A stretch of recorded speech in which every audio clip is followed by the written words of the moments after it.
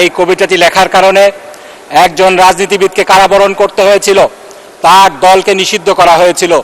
আল্লাহর কি ইচ্ছা, সেই রাজনীতিবিদ রাষ্ট্র ক্ষমতায় এসেছিলেন, এখনো বহাল তবিয়তে ক্ষমতায় আছেন। কথাটা এই কারণে বললাম, এই সংসদে মসজিদের রাজনীতি বন্ধের দাবি উত্থাপিত হয়েছে, বাংলাদেশ জামাত ইসলামীকে নিষিদ্ধ করারও দাবি উত্থাপিত হয়েছে। আপনার মাধ্যমে আমি বলতে চাই, এই ধরনের ফ্যাসিবাদী দাবি আগেও একটি দলের নেতাকর্মীদের আমরা করতে দেখেছি। আমরা দেখেছি আজকে জনগণ তাদেরকেই নিষিদ্ধ করে দিয়েছে। যাক, বাজেটের প্রসঙ্গে ফিরে আসি। মাননীয় স্পিকার, এই যে আমরা সংসদ সদস্যরা বাজেট নিয়ে আলোচনা করছি, বিতর্ক করছি, বাস্তবে এই বাজেট নিয়ে আমাদের অংশগ্রহণ কতটুকু? আমাদের মতো সংসদীয় গণতন্ত্র যে সমস্ত দেশে আছে, আপনি নিজেও জানেন, আপনি যুক্তরাজ্যে দীর্ঘদিন ছিলেন, সে সমস্ত দেশে বাজেট প্রণয়নের ক্ষেত্রে সংসদ সদস্যদের অনেক বেশি সম্পৃক্ততা থাকে। যুক্তরাজ্যে অর্থ বিল সংসদে আসার আগে স্থায়ী কমিটিতে পরীক্ষা নিরীক্ষা হয়, তারপরে এটাকে ফ্লোরে আনা হয়। অন্য অনেক দেশে সাধারণ আলোচনার পরে বাজেটের বিভিন্ন বিষয়গুলা মন্ত্রণালয়গুলোতে, স্থায়ী কমিটিগুলোতে পাঠানো হয়, সেখানে বিস্তারিত পর্যালোচনা শেষে এটাকে পুনরায় সংসদে এনে পাশ করা হয়। অথচ আমাদের দেশে ফার্ম ফ্রেশ পাস্তুরিত তরল দুধ। বাজেট প্রণয়ন কারা করেন? আপনারা করেন। আমরা নির্বাচিত সংসদ সদস্যরা এটা করি না।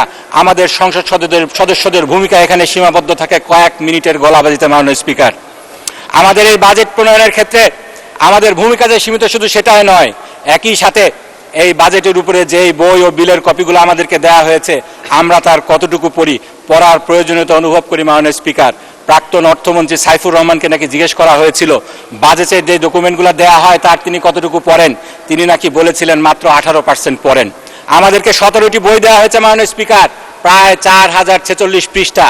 একটি বই সাস্টেনেবল ডেভেলপমেন্টের উপরে যে বইটি দেওয়া হয়েছে, সেখানে পিছনে একটা কিউআর কোড দিয়ে সংযুক্তিগুলা অন্য আরও ডকুমেন্ট বলা হয়েছে অনলাইন থেকে পড়া যাবে। এই যে ডকুমেন্টগুলা আমরা পড়িও না, পড়ারও প্রয়োজনীয় অনুভব করি না, কারণ এই বাজেট আমরা প্রণয়ন করি না। আমাদের ভূমিকা শুধু বাজেট পাশ করা, রবার স্ট্যাম্পের মতো। আমাদেরকে যদি সত্যিকার অর্থে সংসদীয় গণতন্ত্রকে প্রতিষ্ঠা করতে হয়, তাহলে আমাদেরকে এই সংস্কৃতির পরিবর্তন করতে হবে। মাননীয় স্পিকার, বাজেট প্রণয়নে সংসদ সদস্যদেরকে সম্পৃক্ত করতে হবে, আইন করে মন্ত্রণালয় সংক্রান্ত স্থায়ী কমিটিগুলোতে এই বাজেট নিয়ে পর্যালোচনার ব্যবস্থা করতে হবে। মাননীয় স্পিকার, সরকার দলীয় সংসদ সদস্যরা বলছেন এই বাজেট নাকি যুগান্তরকারী।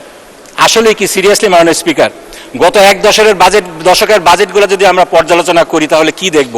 কিছু সংখ্যা এবং ভাষাগত পরিবর্তন ছাড়া কাঠামোগত কোনো বড় পরিবর্তন কি আসলেও হয়েছে?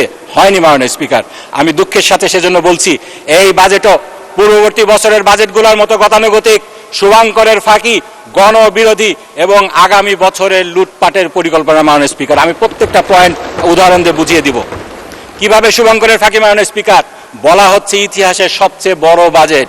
আসলেই কি? মাননীয় স্পিকার, 1972 সালে আমাদের বাজেটের পরিমাণ ছিল 786 কোটি টাকা। সে সময় বলা হয়েছিল যেহেতু এটা বিসমিল্লাহ রিপ্রেজেন্ট করে, সেজন্য বরকতের জন্য রাখা হয়েছিল। এটা বিসমিল্লাহকে রিপ্রেজেন্ট করে না, সেটা ডিফারেন্ট ইস্যু। মাননীয় স্পিকার, কিন্তু সে সময় স্বর্ণের ভরি কত ছিল? 160 থেকে 170 টাকা। সেটা আজকে বেড়ে 1400 গুণ বেড়ে হয়েছে 2,42,000 টাকা। সেই তুলনায় বাজেট কতটুকু বেড়েছে? 1200 গুণ বেড়ে হয়েছে 9,38,000 টাকা, 38,000 কোটি টাকা। সুতরাং মুদ্রাস্ফীতি হিসাব করলে বাজেটের পরিমাণ সেরকম বাড়েনি। এই বাজেটকে তাই সবচেয়ে বড় বাজেট বলা যাবে না, তবে এই বাজেটকে বলা যাবে সবচেয়ে বড় ঘাটতি বাজেট, সবচেয়ে বেশি ঋণ নির্ভর বাজেট। মাননীয় স্পিকার, ঋণের ক্ষেত্রে বলা হচ্ছে এই ঋণের টাকা নাকি উচ্চ রিটার্ন সমৃদ্ধ খাতে বিনিয়োগ করা হবে। এটা নাকি লোন ঝুঁকি হ্রাসের একটা কৌশল। মাননীয় স্পিকার, অর্ধেকের বেশি অর্থাৎ 1,12,000 কোটি টাকা লোন নেওয়া হবে দেশীয় ব্যাংক থেকে। এই দেশীয় ব্যাংকগুলোর অবস্থা কি? মাননীয় স্পিকার, আজকেও রিপোর্ট বেরিয়েছে, টাকা ছাপিয়ে ফের ধার দিচ্ছে কেন্দ্রীয় ব্যাংক। এক ইসলামী ব্যাংকে, যেই ব্যাংকে সরকার হাত দেওয়ার পরে জনগণ 4,000 কোটি টাকা উইথড্র করে নিয়েছে 7 দিনে, সেই ব্যাংকে 9,000 কোটি টাকা লোন দেওয়া হয়েছে। সেখান থেকে আপনারা কিভাবে 1,12,000 কোটি টাকা লোন নেবেন, নিয়ে দেশের অর্থনীতির কিরকম 12টা বাজাবেন, সেটাকে কিভাবে মেকআপ করা হবে, সেরকম কোনো কৌশল আমরা এই বাজেট বক্তৃতায় দেখিনি। মাননীয় স্পিকার, দেশের ভিতর থেকে আপনারা যখন লোন নেবেন তখন 12% সুদ দিতে হবে। এই সুদ কিভাবে আপনারা কোন উচ্চ রিটার্ন সমৃদ্ধ খাতে বিনিয়োগ করে রিটার্ন আনবেন, সেটার ব্যাপারেও বাজেটে বলা হয়নি। মাননীয় স্পিকার, বিদেশ থেকে কম সুদে লোন পাওয়া যায়, এটা ঠিক, সরকার প্রায় লক্ষাধিক টাকার লোন বিদেশ থেকে আনবেন বলেছেন।